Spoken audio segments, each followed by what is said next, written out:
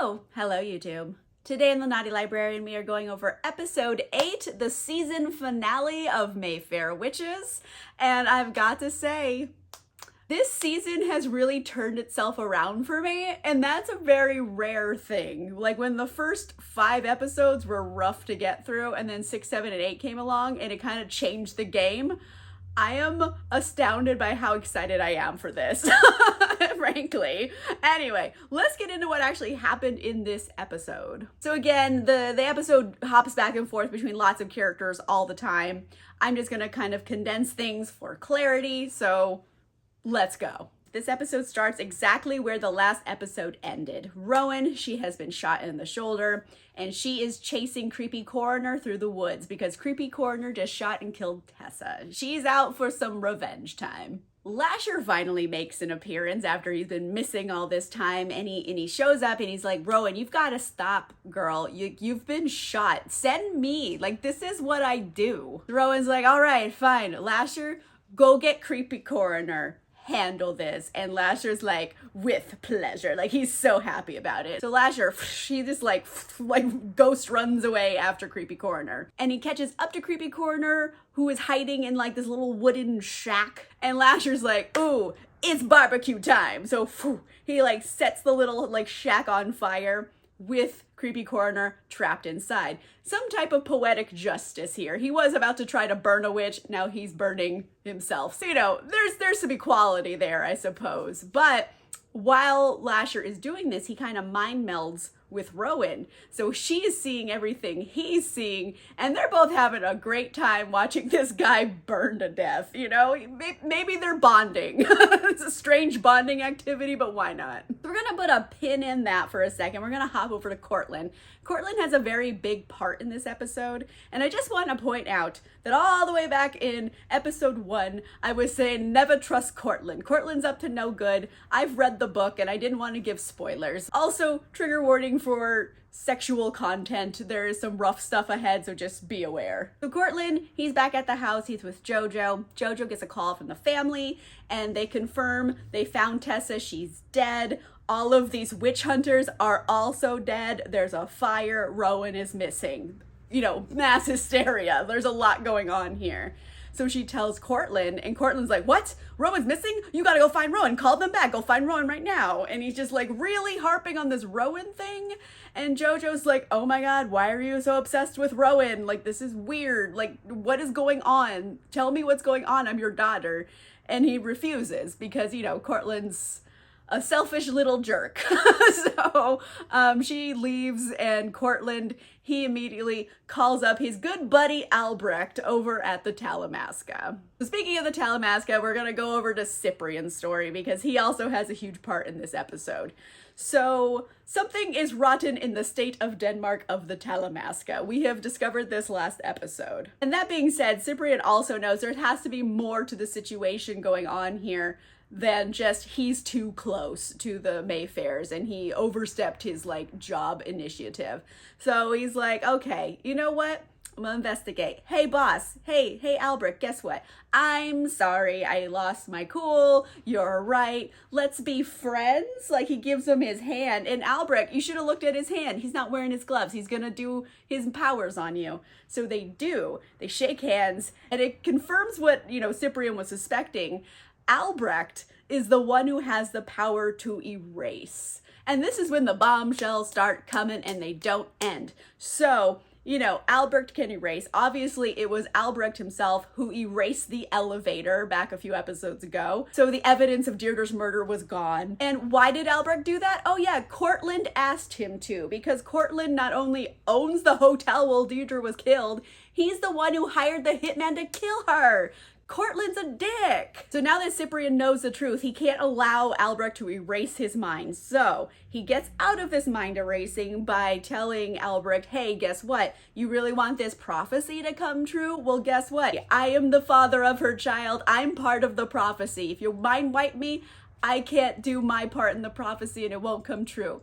Ball's in your court, homie. What do you want to do? So Albrecht, he's like, Cyprian, You make a lot of good points. Okay, since you're gonna keep your brain, you're gonna be useful, so I want you to go over to Cortland's house, see what he wants. Cyprian gets picked up by another Talamasca agent who's obviously just there to like guard Cyprian and make sure he doesn't step out of line, so he's now like being watched. So he and other Talamasca agent, they drive over to Cortland's house. Cyprian, he's like, all right, it's gloves off time. I'm gonna start investigating things with my fingers. So he goes around, he starts touching things. And Cortland has like a bunch of stuff on his desk. And I think all of these are like little deep cuts to other Mayfairs. So just some book notes here. So Cyprian, he touches the pipe. We already know that belonged to Julian, his father. He touches his like pair of scissors and you start seeing Suzanne. We've met her already. And then there's like this Haitian doll on the desk. So he touches the doll and he sees this woman, she's packing up in a hurry. And I'm assuming this is Marie Claudette, because at least in the history of the witches, Marie Claudette was warned by some of the Haitians that she enslaved that a revolt was coming. So she packed up in a hurry and she was the first Mayfair to move to Louisiana. So that's who I'm assuming it is. They never really tell us which witch is which in the episode. So yeah, I'm using my book knowledge to try to figure out who's who. But things are about to take a turn for the worse here, because guess what? He finds that creepy bunny mask that we had all the way back in episode 1, where I was saying, never trust Cortland. Well, Cyprian finds out the truth that I think everyone who's read the book was already suspecting. Cortland orchestrated, Deirdre meeting Patrick. And after she and Patrick were together, he murders Patrick. And then he assaults Deirdre. That makes Cortland Rowan's biological father. It's the same in the books. Cortland is her biological father, and he does assault her mother in the book as well. I think they changed up a lot of the situations, at least in the show, but it's the same thing that kind of happens in the books. And on top of, assaulting Deirdre, he was also the one who hired the guy to kill her. And basically why he kills Deirdre is because he wants Rowan to be able to come into her power, because it will benefit Cortland in the end. Like all these other women are means to an end for him. He's out for Cortland. Obviously, Cyprian is disgusted by this when he finds out, and Jojo's like, what did you see? Like, I have visions. I know the look of someone having a vision. And he tells her, and obviously she does not take this well, because this is her father. She kind of like idolizes the guy, and then finding out how fucking evil he is.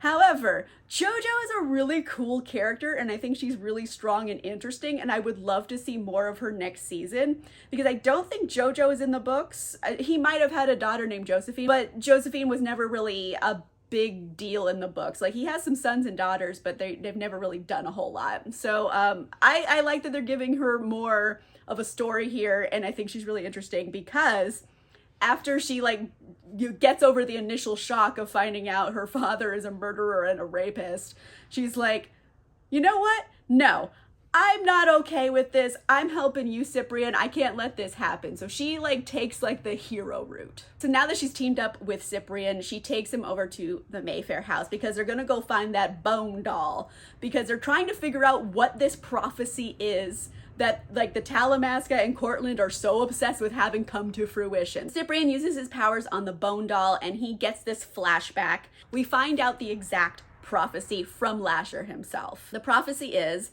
at the witching hour, over the bones of the four mothers, I will embody a form with power that has never been seen before. The 13th witch is the doorway. And we had heard the 13th witch is the doorway several times before, but Cyprian finally knows what they're getting at with this whole thing, that Lasher is trying to get himself a body, so he's not just demon ghost anymore. He's gonna have flesh and blood and be able to do stuff. Cyprian's like, oh shit, Rowan's pregnant. This is gonna be a problem. I need to save her. I need to go after her. Rowan is in a lot of danger, so we're just gonna put a pin in Cyprian's story and go see the danger that Rowan's in. So, Rowan, she watched the barbecue in the forest, but however, she is still shot in the shoulder and losing a lot of blood. Her physical body not doing great. She's kind of dying. trying. However, it's also given her a lot of time to like think about things and the events that have occurred so far.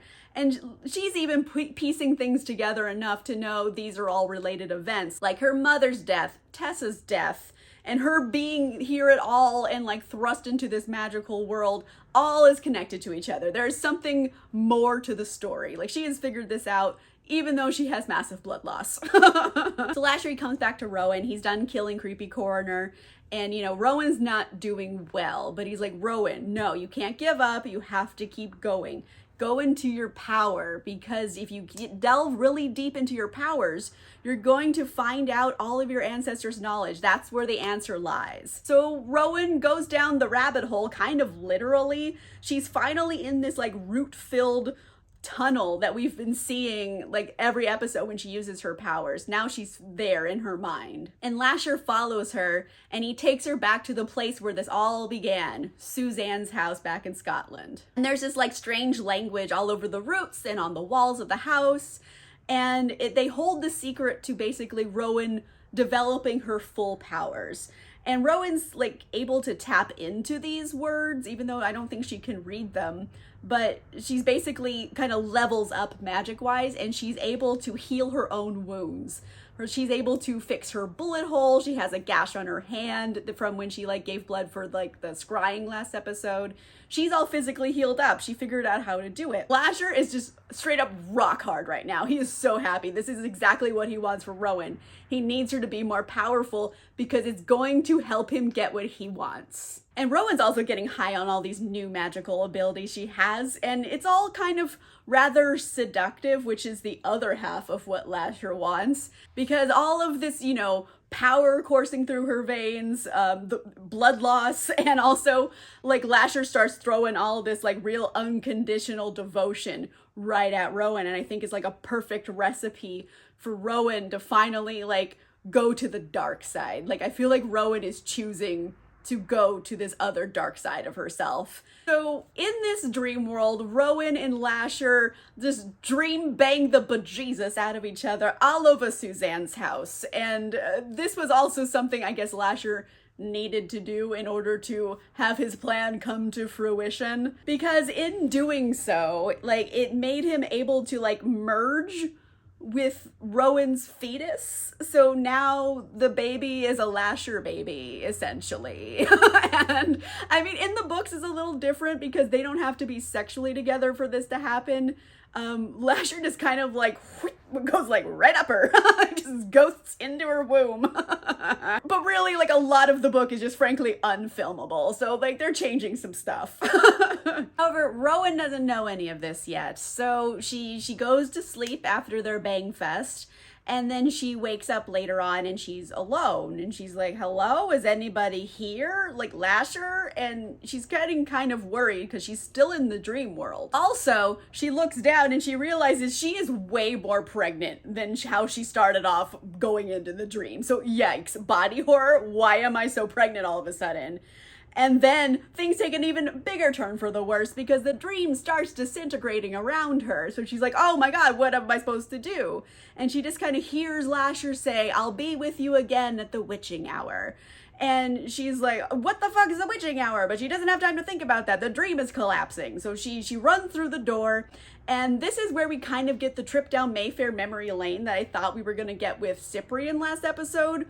So again, I will try to figure out who the witches are for you because I've read the books. Go to the next witch, and I'm assuming this is supposed to be Deborah, because she was the next witch after Suzanne. So that's what I'm assuming she's in. We don't really see a face. We don't get any identification here. So it's just another witch. I'm assuming Deborah. Goes through the next door. She gets to another witch. And this witch I'm pretty sure is supposed to be Charlotte, who was Deborah's daughter. And she is a real piece of work. Like, I mean, I've already done a video about the history, so you can watch that if you want to know more about Charlotte, but yikes, she's a lot. But we don't really stay there. We just go through another door again, and then we see even less of the witch because we just see a man with a stopwatch over a dead body. So I'm assuming this is supposed to be Julian, obviously. She goes through yet another door. She sees this other witch in the basement of the Mayfair house. So this is Antha, her grandmother, who she never met. And then finally she goes through the last door she's gonna go through here, and she gets back to Deirdre, her mother. And Rowan's really freaking out at this point. Like, she is in a collapsing dream world. She's getting more and more pregnant, and she doesn't know what's happening. She keeps hearing ticking clocks, like time is ticking down. She's really concerned. And Deirdre, I'm assuming this is not really the real Deirdre, but the dream Deirdre kind of finally tells her what's actually happening here. So she touches like Rowan's belly and she's like, Lasher's already inside you. And like Rowan is like, oh my God, no. And like this whole episode just took a turn for Rosemary's Baby right now. She's kind of also figured out that she's been trapped in this dream until time ran out and it's the witching hour. She's been like stuck here and like this is a Lasher baby. So putting a pin in dream world, let's go back into more of like Cyprian and Rowan stories because this is where they're gonna start intertwining. So whilst all of this is happening, we do check in with Odette, who is Cyprian's sister, and she was also pregnant, and she is really concerned for Cyprian because he's been missing for several days, and he was supposed to be there for her for a lot of things, including, you know, the day she gave birth, which was just recently. She's really concerned with him. Like, he wouldn't have missed this. So she finally finds like a business card. Obviously the Talamasca phone number's on it. She calls up and she's like, where's Cyprian? I know this is all secret, but like, I need to know where Cyprian is. She's just, damn it, Odette. Cyprian was very clear with you. You are not supposed to know about this. If you start calling up, bad shit is gonna happen. And like, oh boy, does it start happening to Odette. Because a little while later, the healer woman, by the way, she has a name now, it's Arjuna, and Albrecht show up at the house. And Albrecht, of course, what is he there to do? Mind wipe her. So she gets her mind wiped. Oh shit, damn it. At this time, Cyprian is also on his way to save Rowan. And so he calls Albrecht and he's trying to like come up with like plans to have everything work out. You know, he's trying to be clever here and like work the system to his advantage. So he calls Albrecht and he's like, hey, guess what? I have a good idea. What about, instead of just watching Lasher be born into the world, what if like we take Lasher and raise him ourselves at the Talamasca? Because Cyprian wants to get Lasher away from Rowan. He's trying to protect her. So Albrecht, he's like a little greedy guy and he's like, I like the way you think, Cyprian. Okay, go get him. Bring him back to the Talamasca. We're gonna do this. And he gets double greedy because he also takes Odette back to the Talamasca because she just gave birth and like, you know, she's lactating. They need someone to breastfeed Lasher baby. So now Odette is like captured by the Talamasca, which I'm sure is going to be a big deal next season. And again, meanwhile, while these things are happening, Rowan's body is still in the physical world. Her mind is in dreamland. Her physical body is still laying around in the forest, getting more and more pregnant.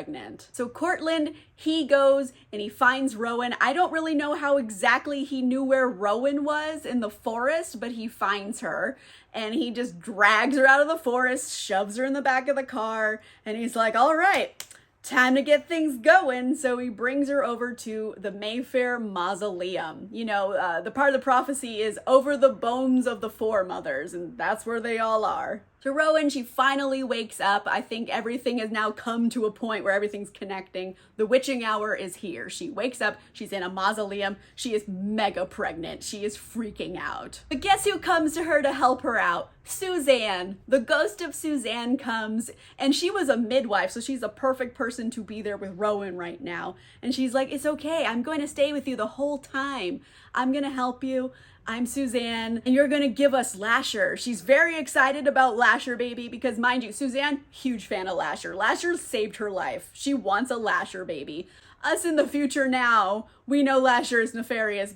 She's pro Lasher, so she's like helping her give birth because she's in labor now. She gives birth. Here's Lasher baby. So book note here. The Lasher birth in the book is a whole lot more gross. I'll just say. I already told you how Lasher just like whooshed into her to like inhabit her fetus.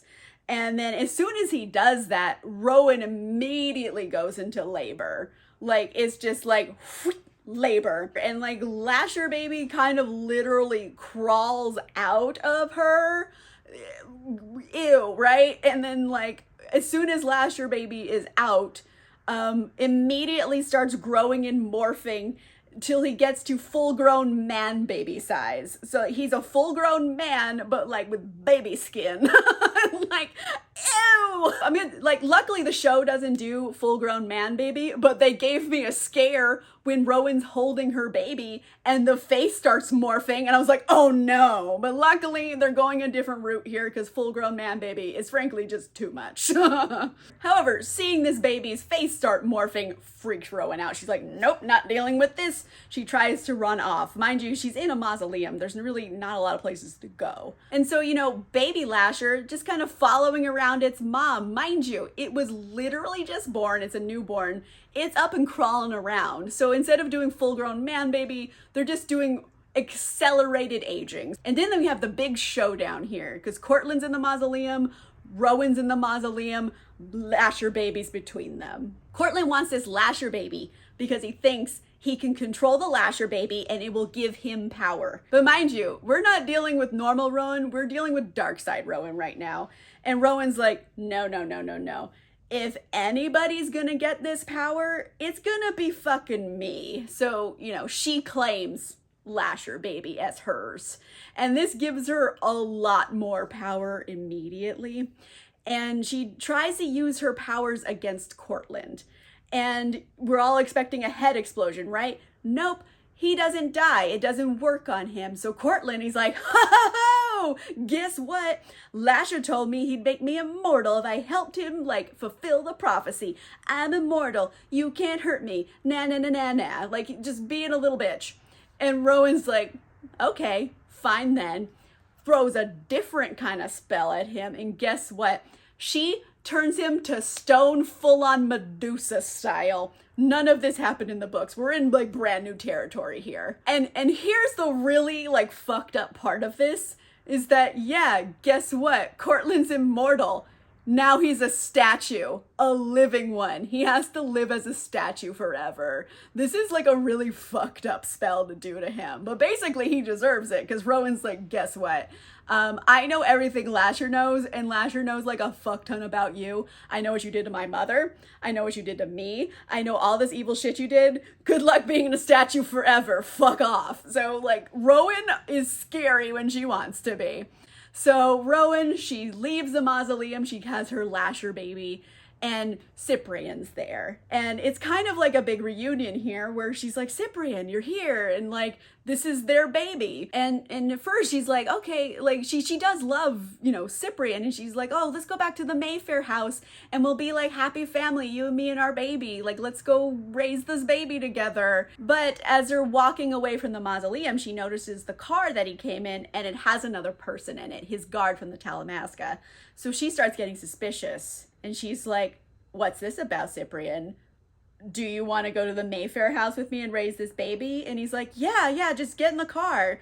And she's like, you're fucking lying to me. Like, she knows. She figures it out right away. You're lying to me. You're trying to pull a Carlotta and steal my baby. And this makes her very angry. She starts throwing down lightning bolts at Cyprian. She has that ability now. Mind you, she is hyped up on Lasher power. Cyprian's like, Rowan, I am trying to save you here. Lasher, he's in your head. He's gonna use you. He's gonna manipulate you. You can't control him.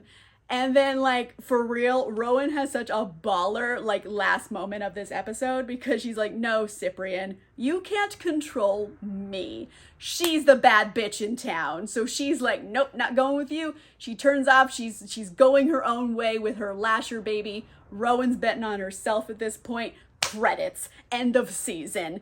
And I was, like, so bananas excited at this. Like, I didn't understand what this season was doing until right now. So it makes me look back at the whole rest of the season in a completely new light because I thought this was a normal story about, like, you know, woman gets thrust into this magical world and she's trying to fight against evil. And then I realized with the end of this season, that's not what this story was at all. Like, really, this is a villain origin story this whole season. Like, go back and look at it. All this shit like Rowan's been doing. She's killed a lot of people and doesn't particularly feel bad about it anymore. Now she's all hopped up with magical powers and she's like, you know, unbeatable. And she's like fully okay with that. We've just watched Rowan go to the dark side all season. Like season 2, villain origin story. Oh my God, I'm so freaking excited about this. You know what? Not a lot of shows can do this where they started off so bad and then they completely turned it around that I'm so excited for the next season. Oh my gosh, I am so happy to be proven wrong. Like, this was actually really good. And of course, there's like a lot of other, you know, themes that they're exploring in this season as well. Like, you know, bodily autonomy, especially in the United States, where there's a lot of legislation being passed, you know, not allowing women to have control over their own bodies. There's forced birth, etc. And this is kind of also what's happening to Rowan, but showing it in a magical horror situation. So there's a lot of other themes here, and like also kind of like the book, you know, sexual terror is where I put the genre for the books, and it's kind of in this as well. So without getting into every theme here, there's a lot it was actually doing that I think was actually kind of good. I'm as shocked as everyone else that I actually really liked this in the end. Who knew? On that note, let me know in the comments down below, how do you feel about this season, knowing now that it wasn't like good against evil, it's a villain origin story?